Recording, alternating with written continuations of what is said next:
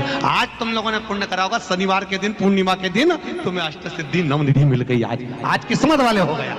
आज शनिवार का दिन है जिस दिन अपन इस दरिद्रता से मिलने के लिए पीपल के पेड़ के नीचे आए हैं। हिंदू धर्म में ये दिन पीपल के वृक्ष के लिए पूजनीय होगा। जो भी शनिवार के दिन पीपल के वृक्ष की पूजन करेगा, दूध चढ़ाएगा या मिष्ठान का भोग लगाएगा, लक्ष्मी और नारायण उसके घर में प्रवेश कर जाएगा। लक्ष्मी और नारायण उसके घर में प्रवेश करेगा। इसलिए नियम बनाया। कौन से दिन का? शनिवार। लक्ष्मी जी बोली, नारायण आपने तो एक दिन का वार लिख दिया। शंकर जी ने 7 वार बनाए हैं, रविवार, सोमवार, मंगल, बुध, गुरु, शुक्र और शनि। ये शिव जी ने बनाया। अब एक दिन आपने अपना बना लिया, बाकी के दिन अगर कोई इस पीपल के वृक्ष के नीचे आएगा और यहाँ तो दरिद्रता बैठी है तो उसका क्या होगा? भगवान नारायण बोले, सुन दरिद्रता, तेरे से एक विनती है, अगर कोई भी मनुष्य इस पीपल के पेड़ के नीचे अगर 7 दिन में आता है और उसके हाथ में अगर कोई सामग्री होती है तो तू उसके घर में प्रवेश नहीं करेगी। नियम में पीपल के वृक्ष का या तो पानी का लोटा लेकर जाओ, कुंकू का चोपड़ा लेकर जाओ, शक्कर लेकर जाओ या पेड़ के नीचे चींटी को डालने के लिए आटा ले जाओ, पर खाली हाथ पीपल के वृक्ष के नीचे कभी मत जाओ, कभी नहीं जाओ। खाली हाथ जाओगे तो दरिद्रता तुम्हारे घर में प्रवेश करेगी। दरिद्रता उठकर खड़ी होकर बोली, नारायण तुमने अपनी मनमानी करी है, एक दिन मुझे भी मेरा चाहिए। भगवान ने कहा, बोल कौन सा दिन चाहिए? दरिद्रता कहती है, रविवार के दिन इस पीपल के वृक्ष के नीचे मैं दिन भर नृत्य करूं, इसमें रहूं और जो यहाँ आए रविवार को मैं उसके घर में प्रवेश करूं। भगवान ने कहा, ठीक है। दरिद्रता, रविवार का दिन एक ऐसा दिन रहेगा जिस दिन तू इस पीपल के वृक्ष के नीचे नृत्य करेगी और जो आएगा इस पीपल के वृक्ष के नीचे तो उसके साथ प्रवेश करेगी। मैंने तुझे वर दिया। इसलिए हमारे यहाँ केवल पीपल का वृक्ष अगर दीवार में भी लग जाता है ना, किसी की फैक्ट्री की दीवार में, किसी के घर की दीवार में पीपल का वृक्ष अगर लग जाता है, पीपल का पौधा लग जाता है, उसको कितना भी तोड़ लो वो वापिस लग जाएगा। फिर तोड़ोगे फिर लग जाएगा। अगर पीपल के पौधे को तोड़ना है तो केवल रविवार का दिन एक नींबू, एक मिर्ची और बमूल का कांटा, ये 3 चीजें रखने के बाद में आधे घंटे बाद रविवार के दिन पीपल के पेड़ को उखाड़ कर फेंक दो। दूसरी बार कभी पीपल दीवार में लगता ही नहीं, कभी नहीं लग सकता। केवल एक रविवार का, केवल एक संडे, इतवार का। घर में दीवारों पर अगर पीपल लग भी गया है, इसलिए पीपल के वृक्ष को उखाड़ने का, अगर घर में पीपल लगा हुआ है या पीपल का पौधा हमारे घर में लग गया, उसको उतारना, निकालना, लगाना, तो पीपल के वृक्ष को अगर निकाला जाता है तो रविवार के दिन, और अगर पीपल के वृक्ष को कहीं लगाया जाता है तो सोमवार के दिन या मंगलवार के दिन, बुधवार के दिन, इन दिनों में लगा सकते पीपल के वृक्ष कहीं लगाना। शनिवार का दिन एक ऐसा दिन होता है जिस दिन पीपल के वृक्ष को कहीं जाकर लगाया नहीं जाता, क्योंकि शनिवार के दिन पीपल के वृक्ष के नीचे लक्ष्मी रहती है। हम अपने हाथों से अगर पीपल का वृक्ष किसी दूसरी जगह पर शनिवार को रोपित करते हैं तो हमारे घर की लक्ष्मी अपने घर से छिन्न होकर चली जाती है। इसलिए शनिवार के दिन पीपल लगाया नहीं जाता, किसी के घर जाकर उसको वापस पलटा नहीं जाता। लग गया उसको डाल। प्रभु मेरी धर्म पत्नी को कहाँ रखूं आप बताओ? वो तो जहाँ यज्ञ होता है, अनुष्ठान होता है, दान होता है, पुण्य होता है, सत्कर्म होता है, वहाँ जाने को तैयार नहीं। अब करूँ क्या? भगवान ने बोला, एक काम करो। दुर्वासा जी बोले, जिसके यहाँ रात्रि में बर्तन झूठे पड़े रहते हो उसके घर में इस दरिद्रता को लेकर तुम प्रवेश कर जाना। जिसके यहाँ रात्रि में बर्तन झूठे पड़े हो वहां लेकर प्रवेश कर जाओ। दूसरी जगह दुर्वासा जी बोले, जो स्त्री घर में दोपहर के समय पर सो रही हो उसके घर में इसको लेकर प्रवेश कर जाइए। जो स्त्री दोपहर के समय में घर पर सो रही हो इस दरिद्रता को लेकर प्रवेश कर जाइए। तीसरा, जिसके यहाँ पर दरवाजे पर कांटे वाले पौधे लगे हों उस घर में इस दरिद्रता को लेकर प्रवेश कर जाइए। दरिद्रता, कितनी सुंदर बात कही है। दाता और विधाता कौन कौन? दाता और विधाता। लक्ष्मी और दरिद्रता के सगे भाई हैं। कौन कौन? दाता और विधाता। दाता को फिटकरी प्रिय है, विधाता को नमक प्रिय है। ये दोनों हमेशा लक्ष्मी को और दरिद्रता को दोनों को समझाते थे, दोनों में प्रेम बढ़ाते थे। आज भी हिंदू धर्म की रीति है, यहाँ तो ठीक है, जिसके यहाँ पर भी अगर थोड़ी सी भी परेशानी होती है, थोड़ा सा क्लेश होता है, अशांति होती है, लक्ष्मी नहीं टिक रही हो, काम नहीं बन रहे हो, बहुत प्रयास करा जा रहा हो और हमारा कार्य नहीं होता, तो क्या करते हैं? फिटकरी और नमक को पानी में डाल देते हैं और घर में पोछा लगा देते हैं। आप लोगों ने आजकल फेसबुक पे भी पढ़ा होगा, व्हाट्सएप पे भी पढ़ा होगा। तो क्यों लिखा उसमें? उसका कारण ही केवल ये है कि दाता और विधाता की प्रियता उसमें। माता ख्याति के जो 4 बच्चे हुए, इसमें जो 2 लड़के हैं, दाता और विधाता, उसकी प्रियता उसमें, उसकी पूर्णता उसमें। अब दुर्वासा जी बोले अपनी धर्म पत्नी को वहां लेकर, जहां कांटेदार पौधे लगे हों वहां पर लेकर प्रवेश कर जाइए। कांटेदार पौधों में उस दरिद्रता का निवास हो गया। शंकर पर विश्वास रखकर एक एक पल, एक एक घड़ी, एक एक समय, एक एक नक्षत्र का शिव महापुराण में वर्णन है। यहां तक शास्त्र कहता है कि पीपल के वृक्ष की जब भगवान शिव रचना करे, पीपल के वृक्ष की जब रचना करी गई, तो उस पीपल के वृक्ष में भी कौन सा समय किसका है, ये शिव महापुराण वर्णन करती है। सुबह 4 बजे से लेकर 7:30 बजे तक पीपल के वृक्ष में ब्रह्मा जी का वासा होता है। 7:30 बजे से लेकर 10:30 पौने 11 बजे तक पीपल के वृक्ष में भगवान विष्णु का वासा होता है। 10:30 बजे से लेकर पीपल के वृक्ष में 11:30 बजे तक पितरों का वासा होता है। 11:30 बजे से लेकर 12:30 बजे तक पीपल के वृक्ष में आहूतों का वासा होता है। 12:30 बजे से लेकर शाम को 4 बजे तक पीपल के वृक्ष में वासुकों का वासा होता है। 4 बजे से लेकर शाम को 7:30 बजे तक पीपल के वृक्ष में शंकर का वासा होता है। 7:30 बजे से लेकर 9:30 बजे तक पीपल के वृक्ष में कुबेर का वासा होता है।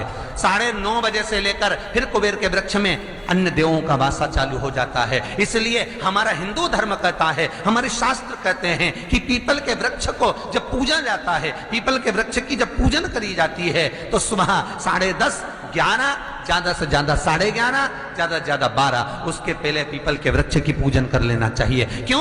क्योंकि 11:30 बजे से लेकर 12:30 बजे तक पीपल के वृक्ष में पितरों का वासा रहता है, आहूतों का वासा रहता है, फिर वासुकों का वासा आता है। पितृ किसको कहते हैं? महाराज जो पूरी उम्र लेकर चले गए और उनके भीतर अभिलाषाएं बहुत थी, मैं ये भी करना चाहता हूं, मैं ये भी करना चाहता हूं, वो पितृ हो जाते हैं। आहूत किसको कहते हैं?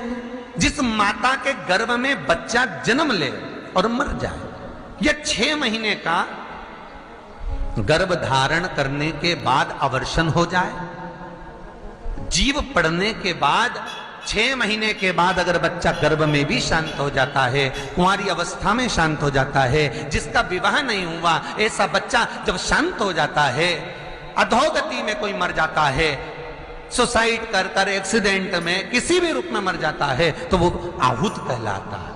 और बहुत ध्यान देना साहब, शिव महापुराण की कथा कहती है पितरों को भाग मिलता है, इसलिए पितृ तृप्त रहते हैं। कितने पूर्णिमा के दिन, चैत्री पूर्णिमा के दिन श्री हनुमान जी महाराज का प्रागट्य हुआ। बेलपत्री पूर्ण ना मिले।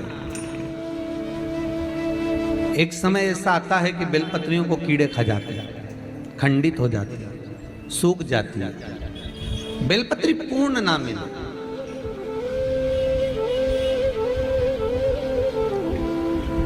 तो क्या हम खंडित बेलपत्री भी शंकर को समर्पित कर सकते हैं?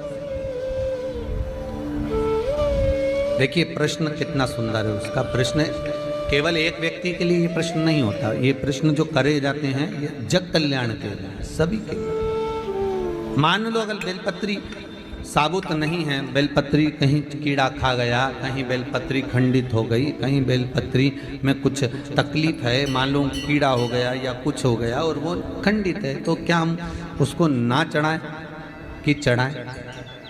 और बेलपत्री मिल ही नहीं रही है, और बेलपत्र हमें प्राप्त ही नहीं हो। ऐसी दशा में हम क्या कर सकते हैं? तो शिव महापुराण की कथा कहती है ये भी जरूरी नहीं है कि आप बेलपत्र समर्पित करें।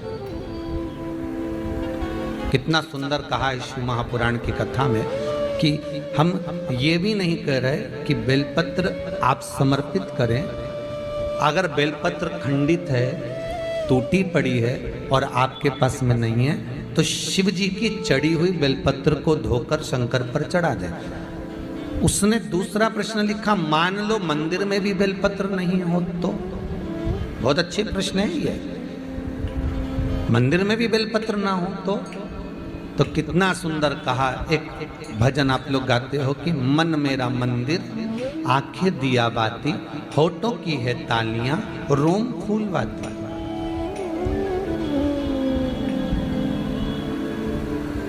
शिव महापुराण की कथा कहती है मान लो अगर ऐसे समय पर बेलपत्र नहीं है तो महाराज भगवान शंकर के शिवलिंग का दर्शन कर कर अपनी ये 3 उंगलियां शिव जी के शिवलिंग को समर्पित करो। कितनी उंगलियां? जम के बोलिए। 3 उंगलियां शंकर के शिवलिंग को समर्पित करिए और बाबा से निवेदन करिए, इसको हमारा बेलपत्र का भाव मानकर आप स्वीकार करिए। ओम नमः शिवाय, श्री शिवाय नमस्तुभ्यम या मां मृत्युंजय का जाप करते हुए, गौरी शंकर का स्मरण करते हुए हाथ का स्पर्श कर कर बाबा को नमन करो, प्रणाम करो। बाबा उस बेलपत्र को भी स्वीकार कर लेता है। बाबा उस बेलपत्र, यहाँ तो कितना शिव महापुराण के अंतर्गत एक लिंग पुराण है। लिंग पुराण के अंतर्गत वर्णन आता है कि आप अगर आपके पास में शिवलिंग भी नहीं है, आप किसी नदी में स्नान कर रहे हो तो अपने अंगुष्ठ को आगे कर कर आप उस पर भी जल चढ़ा सकते हो। भगवान शंकर उसको भी स्वीकार कर। आप किसी नदी का कंकर उठाकर अपने हथेली में रखकर उसको भी जल चढ़ा सकते हो। भगवान उसको भी स्वीकार कर। भगवान उसको भी ग्रहण कर लेना, भगवान उसको भी स्वीकार कर।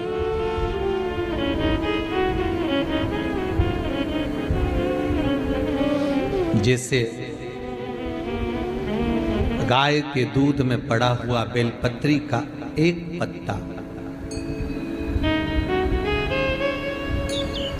चांदी के पात्र में दूध हो गाय का, उसमें एक बेलपत्री का पत्ता पड़ा हो और पूर्णिमा के दिन या तो दोपहर के 12 बजे या रात्रि के 12 बजे हाथ में लेकर अपने घर के चारों तरफ घुमाकर उसको ले जाकर अपनी कामना कर कर समर्पित कर देने से, उस दूध को, उस बेलपत्र को चढ़ा देने से जैसे लिंग पुराण कहती है कि मनोकामना पूर्ण हो जाती है, उसी तरह हाथ के स्पर्श मात्र से उस शिवलिंग पर बेलपत्र का भाव समर्पित हो जाता है। मात्र स्पर्श मात्र से। 12 तारीख को हो जाएगी पूर्णिमा के दिन।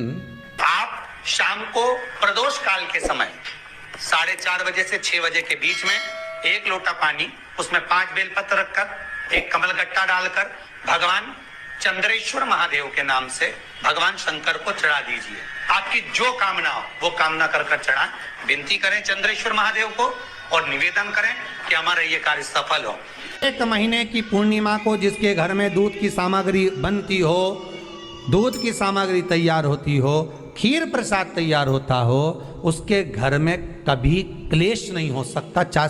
1 महीने की पूर्णिमा को जिसके घर में दूध की सामग्री बनती हो, दूध की सामग्री तैयार होती हो, खीर प्रसाद तैयार होता हो, उसके घर में कभी क्लेश नहीं हो सकता। पूर्णिमा के दिन चावल का एक आखा दाना जानते हो? पूरा खंडित चावल नहीं। कितना चावल? 1 दाना चावल का शंकर भगवान के शिवलिंग पर समर्पित करिए। 1 बेलपत्र जिसका डंडी का मुख अपनी ओर हो, जहाँ से चावल चढ़ाया है, उस चावल के ऊपर अपनी कामना कर कर रख दीजिए और चंद्रमौली भगवान का स्मरण करिए। कौन से भगवान? शंकर भगवान का सर्वश्रेष्ठ सुंदर नाम है चंद्रमौली। चंद्रमौली भगवान का स्मरण करिए, अपनी कामना कर कर बेलपत्र समर्पित कर कर शिव जी पर 1 लोटा पानी, 1 जल पात्र समर्पित करो, कलश से जल चढ़ा दीजिए। नैनों में वो जल लगाकर अपनी कामना कर कर वापिस घर को आइए। फिर गतिमान, रतिमान, मतिमान, कैतुमान, रतिमान, ऐसे हनुमान जी के 5 भाई और तो 6 भाइयों का जन्म हुआ है। 6 भाई भगवान कभी कम नहीं देते, अधिक नहीं। और आज भी नियम है महाराज, जिसकी फैक्ट्री नहीं चलती हो, प्रॉपर्टी की आप खरीदारी बेचादारी करते हो,